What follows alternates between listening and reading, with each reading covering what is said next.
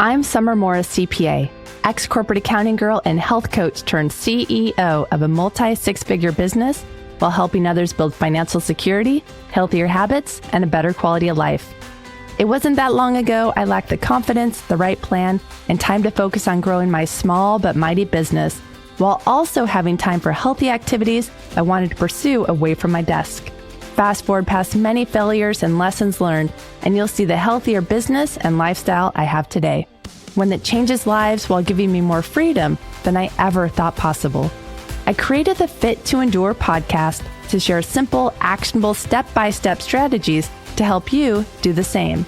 So if you're looking to feel better, live a healthier life without blowing your budget, start a side hustle, or train for your next race, this show will help you make an impact and achieve your goals without creating the overwhelm and burnout that makes you want to quit.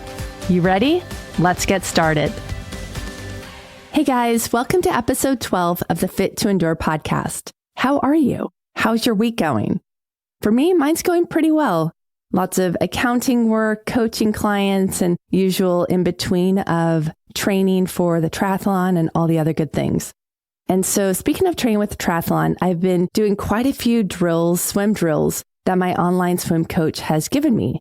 And so when I swim either in the pool or the open water swim, I stopped using those standard goggles, where you have one goggle on each eyeball and it's connected by a little plastic strap or rubber strap. I just found for me, for some reason, maybe it's the shape of my face, I don't know what it is, but when I put them on after a few laps of swimming, I usually get some water that creep in. And so what I found instead works for me a lot better is wearing a swim mask. So imagine the mask that you would wear when you're like scuba diving or snorkeling, where it's one full lens across your whole face. The one I wear is kind of like that. Yep, in the pool, in the open water. I don't care. Maybe people think I look like a dork. Maybe it's fashionable. I don't know. But anyway, it's working for me. But the other day it didn't work for me so well in that I put it on and I suctioned it so well to my face, like when you have one of those rubber things that you suction onto the window so that it doesn't fall off. Anyway, I suctioned this face mask onto my face so well that when I took it off with excitement, I heard this where it breaks the suction. And when I did that, I felt a little bit of pressure on my left eye. And I thought, oh no, I did it again. I gave my left eyeball what I call an eyeball hickey. Essentially, it looks like I might have broken a blood vessel in the left eye, so there's that blood spot, kind of like a bruise, and there's a little bit of a bleeding on it. No, it doesn't really hurt. If anything, it looks more unsightly. And at first I felt a bit embarrassed about it because, if folks look me in the eye, in my left eye, they're seeing this big red spot. Even if it doesn't hurt, even if it's temporary, it just felt uncomfortable. And then yesterday, for some reason, as I was thinking about my red eyeball and I noticed I was making a couple apologies, sorry I have the red eyeball, I thought, wait a second, CTFAR, the circumstance, thoughts, feelings, actions, and results. And if you don't know what I'm talking about, I invite you to go back and check out episode number 8 of this podcast, where I discuss overcoming setbacks and using the CTFAR coaching model. And so the C was the circumstance. I had this red spot on my left eye. And the result was I wanted to feel strong and confident, just my normal self, the way I want to feel. And so I worked through that CTFAR. And in that process, I thought of the Terminator. Arnold Schwarzenegger in those Terminator movies? Well, he had the red eye. So when I was out with a friend yesterday, I thought, oh, I'm just like Arnold in the Terminator movies. So when I got home, I looked up what the red eye meant in the Terminator movies. And what I've learned is that in the Terminator franchise, the red eyes of Terminators signifies that they've switched from their default passive mode to an active combat mode.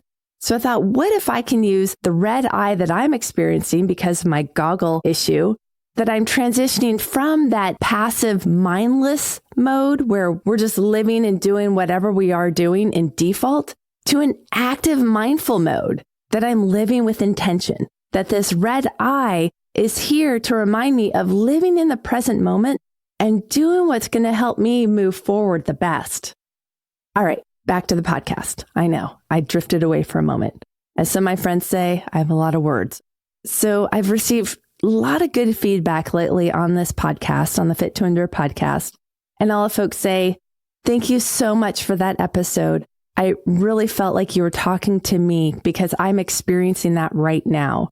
And I thought that was fantastic. And I've had other folks, especially close friends, ask, why do you do this? Why are you doing the podcast? I mean, you have your accounting business, you have the coaching client, you're doing the triathlon stuff. Why are you also doing this podcast? And for me, I created this podcast for a couple reasons.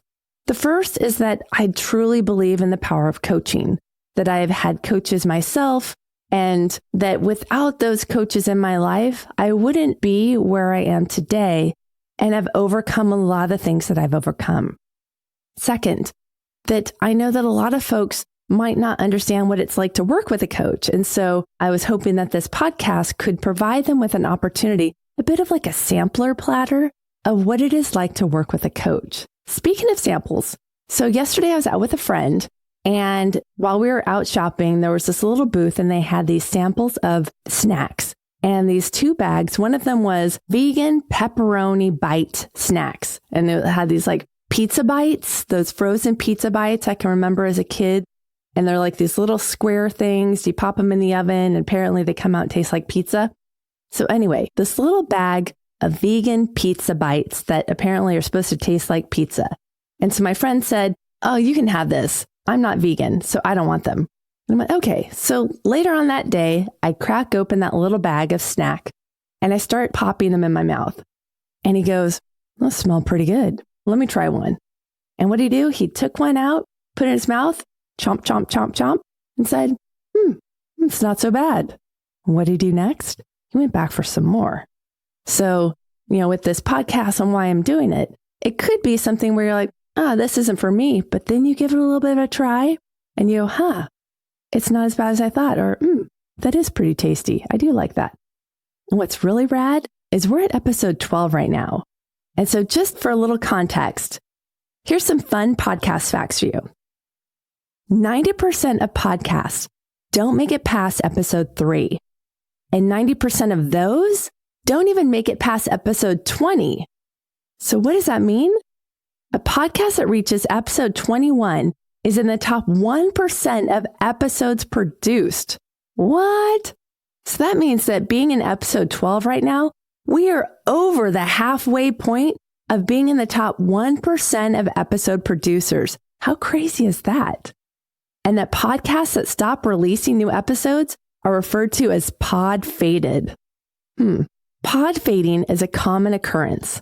While the reasons for someone giving up on their podcast can be wide-ranging, they usually fall into one of the following categories: lack of planning, unrealistic expectations, overcomplication, and focusing in the wrong areas. And so I bring that up, the pod fading and all the podcast stuff, because I truly want this to be something that you enjoy and you want to share. And to get back on why I do this, I like to think that if I had this podcast back when I was, say, 14, 18, even 24 years of age, how would my life have been different if I had had this in my life? Meaning, what obstacles would I have overcome sooner? Or when would there have been opportunities where I stood up for myself and said no to situations or circumstances or people that I knew were not good for my life, that were not a good fit? So, I just hope that if this resonates with you, that you share it with somebody, or maybe it just starts a conversation that you want to have with someone. All right. So today I'm sharing some of my coaching observations about food and money, specifically how limiting the consumption of one can lead us to overconsume in the other. But with that greater awareness, by turning on that red eye, we can undo the habits we might be engaging in mindlessly that keep us from feeling better and more in control of our lives.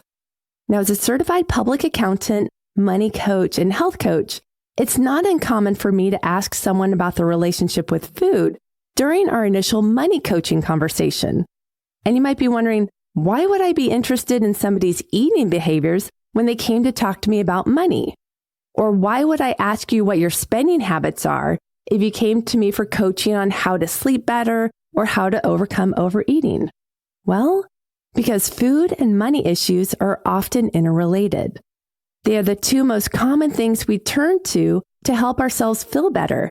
And when I say food, that includes drinks like soda and alcohol too. The way we do one thing is the way we do everything. Consider this. When we are depressed, stressed, or bored, many of us eat when we're not really hungry as a way of helping ourselves feel better. Or we'll spend money to feel better. We buy something we don't need because we feel that I want it now urge. We can gravitate toward eating and spending when we feel fear and a lack of not having enough. We can also turn to both to celebrate. Hey, I have a question for you. Have you ever decided to start a weight loss diet and before starting the program, you binged out on your favorite foods, maybe using the excuse, well, they're in the cupboard, so I have to eat them before the diet starts? Or you spend extra money on fitness equipment and gym clothes? If so, welcome to the club, my friend. With my one-to-one coaching services, I've had people confess that they did precisely this. They delayed starting their money coaching program with me so they can go on a shopping spree, or they delayed starting the health and weight reset program with me because they wanted to go to the fried chicken fundraiser, because they know we'll be looking at their lifestyle in a whole new way. And with me as their accountability coach, they might fear a future lack, that they will not be able to buy things they enjoy or eat delicious foods again, a fear that might not ever exist. I've met people who are afraid of being deprived in one area of life, like food, so they turn to another area, like money, to indulge and prove to themselves that they are okay, that they are enough.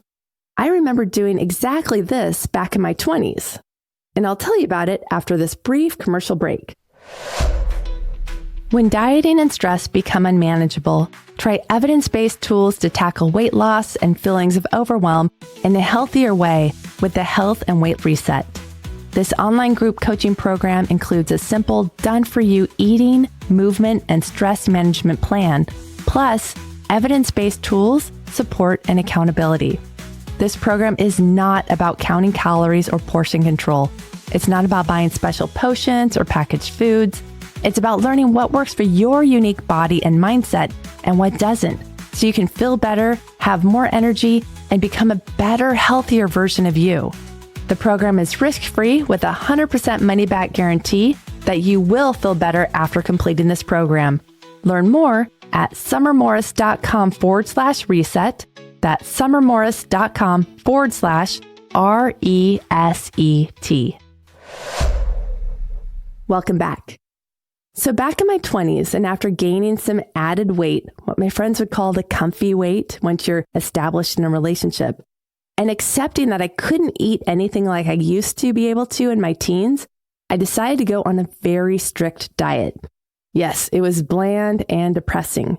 But what was even more frustrating was all the time I spent thinking about what I could not have, or not having the eating to distract my uncomfortable thoughts. My mind seemed obsessed with what I could not have.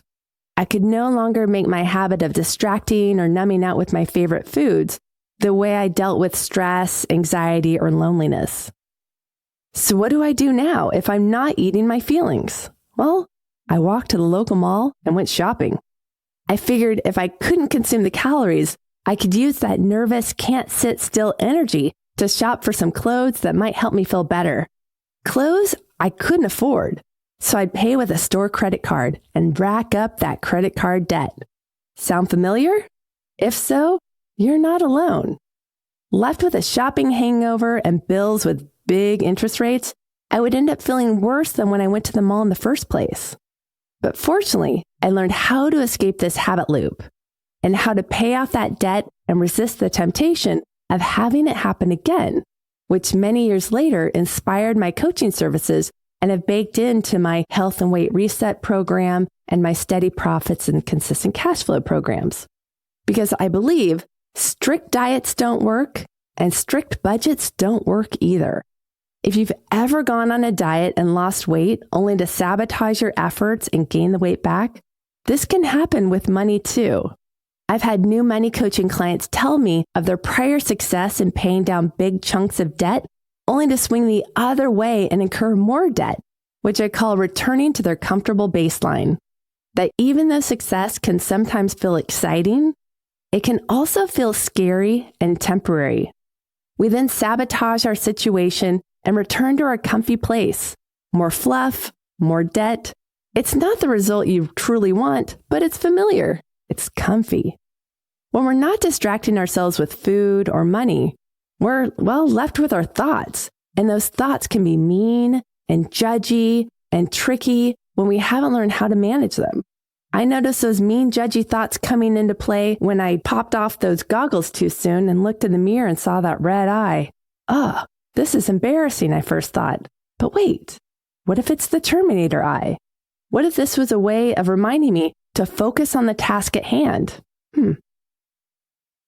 As a side note, years ago while studying the topic of emotional eating, one book asked a question that totally resonated with me. It said, if you find yourself in the kitchen, ready to eat, and your body is not hungry, ask yourself this: what am I really hungry for? Now, this is a question I love to use, whether it's with food or shopping or just any of those experiences in life where you find yourself wanting to distract or run away. Stop and ask yourself this: what am I really hungry for? And it doesn't have to be hunger in the literal sense. It doesn't have to be food. It could be something else. I mean, this reminds me of a conversation I recently had with a friend who is having a bit of a struggle with their teenage daughter. And she said, I just don't understand what's going on with my teenage daughter. This is not how I raised her. This is not how I thought it would be. I've given her so much love and affection, and I try to give her everything I can. And she's just becoming so rebellious and hurtful with her words. And in the conversation, she mentioned, it just seems like she's so focused on shopping and nails and just spending money. And I said, well, wait a second. When was the last time you and her went away for a weekend together? In their family, there's some long-term illnesses that have been happening, not with my friend or the daughter specifically, but with other family members. And so I asked my friend, when was the last time you and your daughter went away for a weekend, just the two of you? And she said, well, we haven't. I mean, we'll go to lunch every now and then together. And I said, well, that's no offense, but that's not enough. What if your daughter really isn't hungry for the shopping and the spending and all that merchandise? What if she's really hungry for is connection and connection with you, having your undivided attention and focus, your red eye on her? It's a question that works well before you go shopping too, both in-person shopping or online, or before you go to pick up that next snack. Am I hungry for human connection or a mental break from the computer? Sometimes I'd find if I'm sitting at the desk churning away on accounting work or something, I might be thinking, oh, maybe I'm hungry. Maybe it's time for a snack. And if I do what am I really hungry for? It's not food at all. The food could just be that opportunity to get out of the desk chair and get away for a moment. And so instead, if it's like, what am I really hungry for? It's just a mental break. Well, then Control-Alt-Delete, lock the computer, put on my shoes, and go for a walk outside for 5 or 10 minutes. Come back feeling refreshed and without eating those unwanted calories.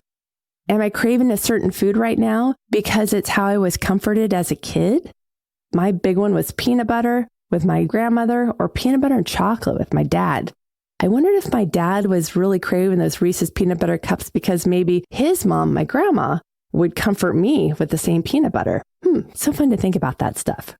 Anyway, the good news is that when we become more aware that our eating and shopping habits have an emotional component, changing those habits can feel even more empowering and doable. This topic of what are you really hungry for is one that we dive deeply into in my Health and Weight Reset program. Now, usually when folks ask me about the Health and Weight Reset program, the first thing they want to know is, what do I get to eat? What is the food plan? And I want you to know, yes, there is a simple done-for-you eating plan there, but there's so much more. The eating component is maybe 20% of the program, if that. A big part is becoming self-aware, turning on that red eye, and learning how to sleep better, how to incorporate more movement in our life, how to better manage stress using evidence-based tools, support, and accountability. You can learn more about my reset at summermorris.com/reset. That's summermorris.com/RESET. Well, my friends, thank you for joining me today on this Fit to Endure podcast episode. What's your next step to feeling better in your life? It could be as simple as clicking subscribe to this podcast or sharing today's topic with a friend. Who knows? The Health and Weight Reset program might be what they're looking for, and you are the one that helped them find it. I'd like to end by saying our relationship with food and money is very personal. Both have inherited traits based on who raised us, who we hang out with or live with, and who we follow on TV or social media. Cultivating a curiosity about what drives us to eat or spend, and using the question, what am I really hungry for, the next time you go out to eat or shop can be pretty eye-opening, maybe even red eye-opening. Well, that's it. Bye-bye for now. Namaste. Hey, have you ever found yourself so hungry that you become hangry? You know, the combination of hungry and angry. Become short with the people around you, a bit snappy. Or when you finally sit down to eat, you eat more than you thought you were going to do. You have to end up unbuttoning the pants or laying down because you're just stuffed. Or you come home from work and you're so hungry that while you're cooking the food, you're eating all these different snacks. So by the time dinner's ready, you're just like, I'm done. I filled up on all the snacks. Well, I'm going to help you overcome that next week. Episode 13, Honoring Hunger and Fullness. I look forward to seeing you there, my friend. Bye-bye.